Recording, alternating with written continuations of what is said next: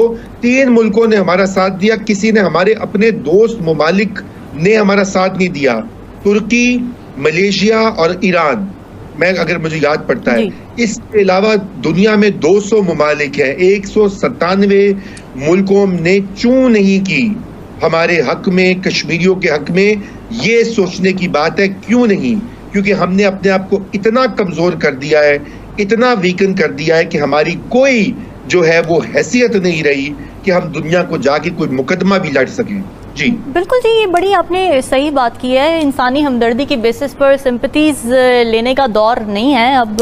उस किस्म का सपोर्ट कश्मीरियों को जो मिलना चाहिए वो नहीं मिल रहा है, और मैं समझता हूँ कि शहबाज शरीफ के लिए it's too big an issue for him to activate Kashmir international. बहुत ही अहम खबर कश्मीर से रिलेटेड है, और वो ये कि 12 साल के बाद यूनाइटेड नेशंस की रिपोर्ट में इंडिया का नाम रिमूव कर दिया गया है, जो कि उस रिपोर्ट में ये लिखा होता था कि किस कंट्री में वॉर के तहत कितने बच्चे क्या सफर कर रहे हैं, कितने बच्चे जेल में हैं, उससे रिलेटेड इंडिया का नाम आता था इस रिपोर्ट के अंदर। लेकिन अब भारत की जानिब से जो पुख्ता सबूत दिए गए हैं यूनाइटेड नेशंस को, उसे देखने के बाद यूनाइटेड नेशंस ने इस रिपोर्ट में से इंडिया का नाम ही खारिज कर दिया, जबकि स्टिल पाकिस्तान का नाम इस रिपोर्ट में शामिल है। तो क्या राय रखते हैं, सबसे पहले सर आपसे जानेंगे।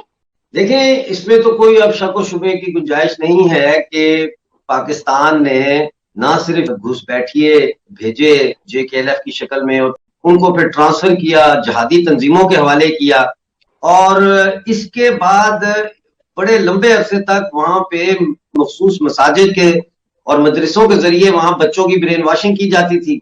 और फिर अब तो ये भी पता लग गया है कि 2019 5 अगस्त से पहले जो प्रदर्शन वगैरह होते थे, उसमें बच्चे जो पत्थरबाजी करते थे 500-500 रुपया फी बच्चा दिया जाता था पत्थरबाजी के लिए। इसी तरह अगर आप पाकिस्तान का झंडा उठा के जुलूस में लहराएंगे तो उसका एक रेट मुकर्रर था। और इस हवाले से पाकिस्तान फिर ये प्रोपेगेंडा करता था कि देखें इंडिया वो बच्चों पे जुल्म कर रहा है कश्मीर में। और ये सारी जो रिपोर्ट है ये कश्मीर बेस्ड रिपोर्ट है, यानी कि पूरे हिंदुस्तान के किसी और इलाके में ये शिकायत नहीं थी।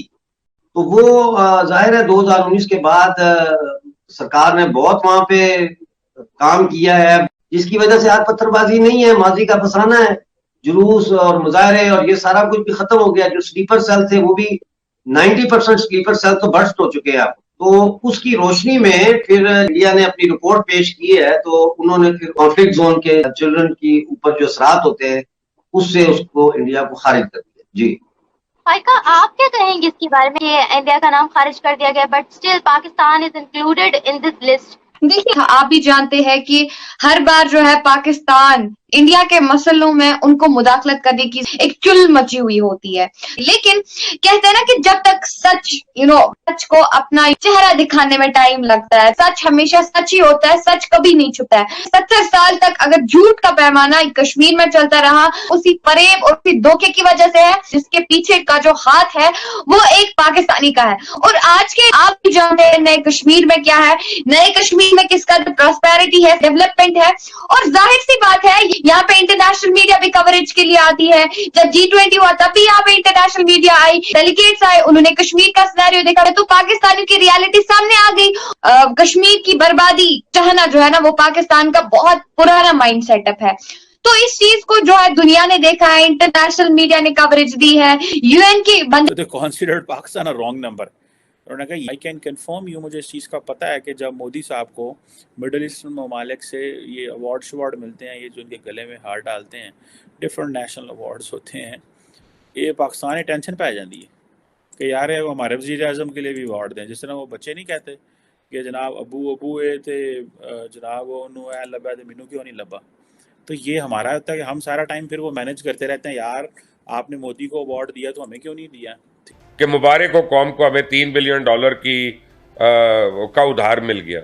नीचे एक लाइन देखी है आपने लोगों की जो उन्होंने लान तान की है उसके ऊपर, क्या तुम कर्जा ले रहे हो, उधार ले रहे हो और कौम को मुबारकबाद दे रहे हो। कौम ने लिया ये उधार, कौम ने किया ये खर्चे, कौम ने की ये बद इंतजामी।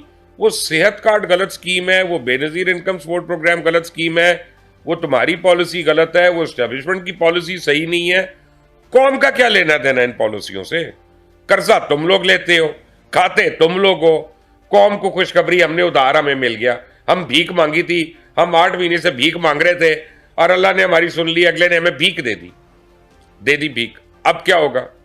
चलो कोई तो अच्छी खबरें आई, IMF की जब डील हुई डॉलर जो है 5 रुपए गिर गया, अभी शायद 15-20 रुपए और गिर जाएगा। के नाम और पख्तून बड़े हैं, मतलब हैदराबाद में एक था पेशावर कबाब हाउस, ये हैदराबाद के अंदर था और बहुत बड़ा, वो सारे पठान वहां पे कपड़े में खड़े हुए थे, क्योंकि यहाँ पे पठानों की भी बड़ी बस्तियां हैं सारे हिंदुस्तान में, जहां भी आप जाएं पठान जो है आपको उनकी बस्तियां मिल जाती हैं। और जहां पठान हो गए उन्होंने आगे लगाया, दूसरों लोगों को आगे लगाया होता है, पठानों को कौन आगे लगा सकता है? हाँ, ये फैक्ट है। दुनिया लिख रही है इसके ऊपर। इंडिया के बारे में आप सिर्फ ग्लोबल मीडिया पे जाके लिखें, जहाँ पे उनकी ह्यूमन राइट्स वायलेशंस, इंसानी हकूक, ये वो, मीडिया फ्रीडम नहीं है, फलां ढमकान नहीं है, वो चीज़ें चल रही हैं। लेकिन साथ ही ये भी डिस्कस किया जा रहा है कि पाइनो गेम हथों निकल गई, क्योंकि जितने ममालिक अभी मोदी साहब जा रहे हैं ना वहाँ पे, क्या नाम है, फ्रांस, 14 जुलाई को मैं देख रहा था कि 3 एक राफेल जो हैं, French made Rafale which are part of Indian air force, वो अब दोबारा वो भी वहाँ पे पार्टिसिपेट करेंगे। तो अब आप इमेजिन कर सकते हैं कि वो क्या कर रहे हैं और किस तरह कर रहे हैं। फ्रांस में उन्होंने अपनी इंग्रेस बना ली है। इंडिया फ्रांस UAE एक ऑलरेडी ट्राइलैटरल पार्टनरशिप, अगर आपको याद हो, रिसेंटली इन्होंने एक एक्सरसाइज भी की थी। तो अब आप इमेजिन करें कि कहाँ पे खड़े हैं इस वक्त। मैं अगले दिन मैं डिस्कस भी इस पर कर रहा था कि इंडिया जो है वो क्या नेक्स्ट सुपर पावर है, इंडिया जो है सरपास कर जाएगा, पीछे छोड़ देगा, इस तरह की राइटिंग्स आ रही हैं।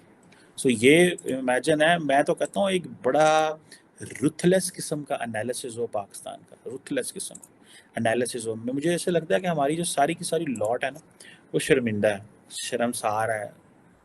So India is going up in a very very very big way.